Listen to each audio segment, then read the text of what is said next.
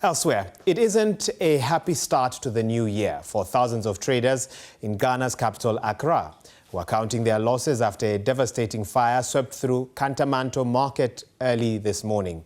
The cause of fire is still under investigation, with authorities working to assess the extent of this damage. No casualties have been reported. Kantamanto is one of the world's largest second-hand markets for clothes from the global north. Sprawling with thousands of stalls crammed up with clothes, one can find items from H&M, Tesco, New Look and more. Indeed, thousands of traders have been left in despair, with many appealing for support from the government to rebuild their businesses and to improve market safety measures. Now, this is what the spokesperson from the Ghana National Fire Service had to say. What we are doing currently is to do overhauling, where we would ensure that all the packets of fires that we see around in the smoky form are cooled to ensure they are totally extinguished. As we speak now, over 100 structures, the stores and then the metal containers have been badly affected. And you know, this is also because it is not a properly planned market. All manner of waste, but predominantly they deal in second-hand clothing. Some of the containers had flammable solvents and paint as well, and that made firefighting very difficult. And joining me now is the BBC's West Africa correspondent, Komla Adom. Komla, thanks, and good to see you in the new year, of course, to talk about a heavy subject here. Maybe you could begin by updating us. What's the latest on the investigations, or what are the authorities saying about what could have caused this fire, and also how much of the market was affected by it? Well, Waiga, authorities have told the BBC in the last few minutes that they have begun an assessment to take inventory of the exact extent of damage. We speak about the number of stores that have been affected and also the number of traders who have lost their wares to this fire. In fact, earlier in the day, many of the traders had thronged the fire scene to attempt to salvage what they could of what was left of their wares, but that was unsuccessful, as many of those who had thronged the site looked on helplessly as the fire consumed the entire stretch, which is believed to be bigger than the size of 3 standard football pitches. And of course, we've seen some pictures of the traders trying to rescue or recover what they can. What have they been telling you? Well, for many of these traders, that's the livelihood, their entire livelihood that has been destroyed in one fire incident.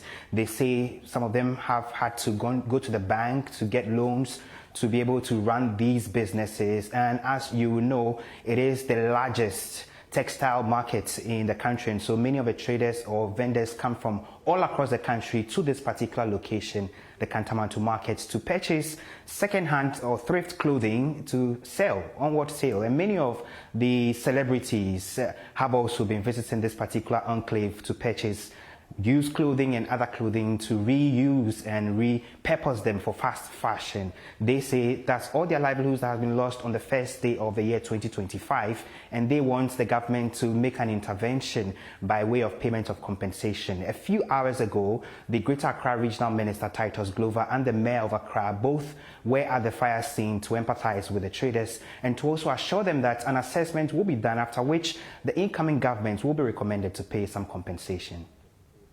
I have 4 shops. All the shops are even burned. I don't know where I will even go. And the women are crying. They are suffering. They are suffering. They are pleading to the government. They are crying. So we are pleading to the government to come and help us. We've lost a lot. Not I alone. Everyone in the yard. You could see it yourself. It's very bad. This fire, thing has been something that has been disturbing us for so many years, and we've been hoping that governments will come help us. Structure it very well, in the metal form. But then we'll talk and talk. It will look like they are showing some kind of care to go and then later bounce back. We'll still come into our normal ways now. Komla, was there a fire prevention, fire safety plan, for example, for this market?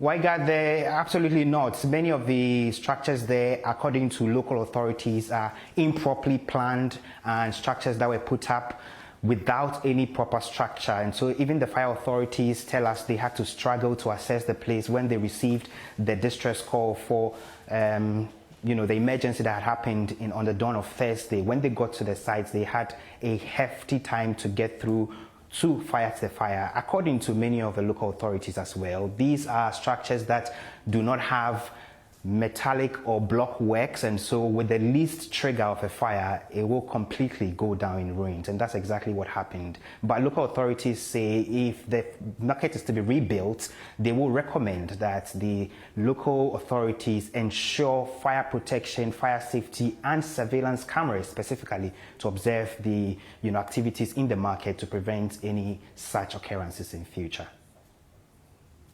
Well, thanks, Komla, for giving us some of that perspective. We'll have to wait and see what emerges from the investigations.